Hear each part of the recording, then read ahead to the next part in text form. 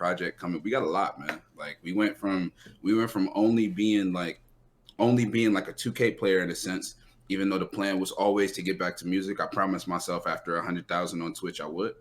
You know what I'm saying? And we got back to that. And even though the road has been a little bumpy, like it's still right on target because people love the music and we still got people like ready for it. Going crazy. Big time. So yeah, obviously myself and Ambish we've known each other for years since 2017. True. Probably. I want to say, yeah, 2016, yeah, bro. You know how I know 2016? Because you hated me, and you had no, not even that. It was MT Wars. Yes, it was that angry Discord thing. Oh man, this was like so stupid. It was just the most petty from all. Like I was just thinking back, and I was like, every one of us was dumb. Everyone in that situation was just like, oh, this is.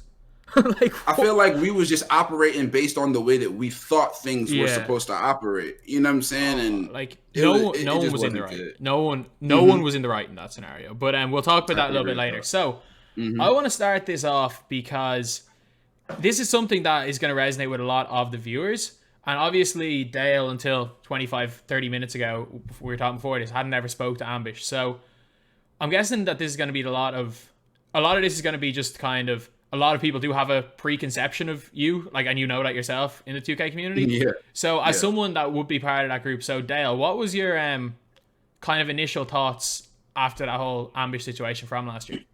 As someone who didn't know, I'm probably not in the same boat as like most people. As you said, like if you can't look back and laugh at it, just reassess the whole thing. But I found it funny at the time anyway. Like I thought it was just kind of a funny situation. Like it was blown probably way out of proportion because it was a Jeremy Lin in May. Like yo, nobody even used the card. Oh, like people were saying it was like 2000 MT. Like, what the fuck is this? That's what I was saying. Like, people were getting in their feels about a Jeremy Lin in May. I was just like, this is just hilarious. Like, I don't understand why people are losing their minds so much over a Jeremy Lin card. Like, okay, fair enough if you're going like, oh, we were promised like a guaranteed Opal locker code, but it's a Jeremy Lin that like probably 90% of people weren't even going to use in the first place. Crazy, bro. You Like, yeah, I didn't like take it as seriously as some people did. I mean, granted, I had like that insane team, so like I was definitely not benefiting from a Jeremy Lin, but I don't know, the way it was just blowing up on the timeline, I just found it all hilarious, honestly. Yeah. So obviously since then you've really kind of taken a step away from specifically 2K and focused on music. So when with yourself, like obviously you've released Pain, you've released Time. Do you feel like that kind of situation, or even that kind of like month or two period after that, when I think you definitely released Pain in that period? Do you think that the fact that you were moving away from 2K kind of accelerated you with music? It like made you focus on it more, or you were just doing it anyway and it just happened to be at the same time? Nah, because I never planned to just stop playing 2K. That wasn't in my plan. Like I was like, hey yo, I'm gonna play 2K next year, and and I like if you looked at what I was saying back then, it was like, I don't want nobody around me telling me that 2K sucks this year, because I don't want any outside influence to get in my way. You know what I'm saying? I know the cycle, you know what I'm saying? And all of us do. Like when a 2K sucks, see you next year. You know what I'm saying? And I'll just try to blow up off the next one. 2K15, I came in late. 2K16, like I got hot. You know what I'm saying, on Twitch first, and then I decided to be consistent on YouTube, not in 2K16, mostly in 2K17. I got hot again.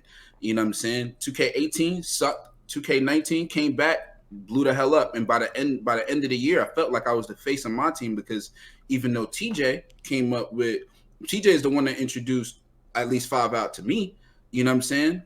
With the way that I publicized it, everybody was into that, and they was like, yo, what the hell? My team players could dribble like this. You could play like this. You know what I'm saying? Went crazy on that. 20 sucked, and 21 sucked. They just had 2 back-to-backs that was bad. But 2K22, I still plan on playing it, and if it's bad, I think the difference with me is I'm not all the other content creators that are still stuck in the genjutsu that are like, yo, I need to play this game. No, I don't.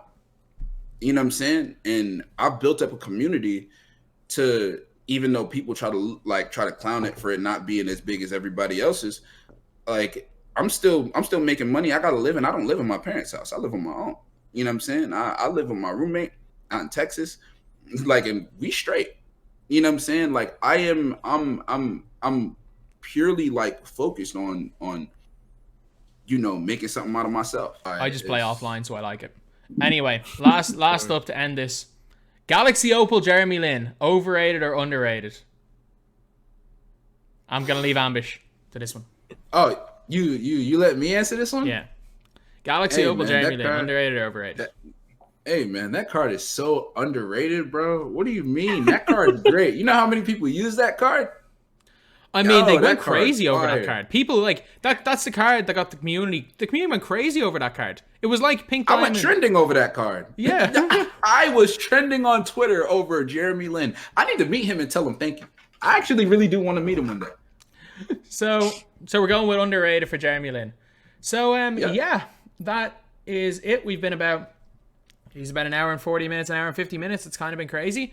Thanks for coming on, Ambish. So hopefully some of you guys that only know him as that guy who shouted at everybody during a Jeremy Lin stream might know him as something a bit different now.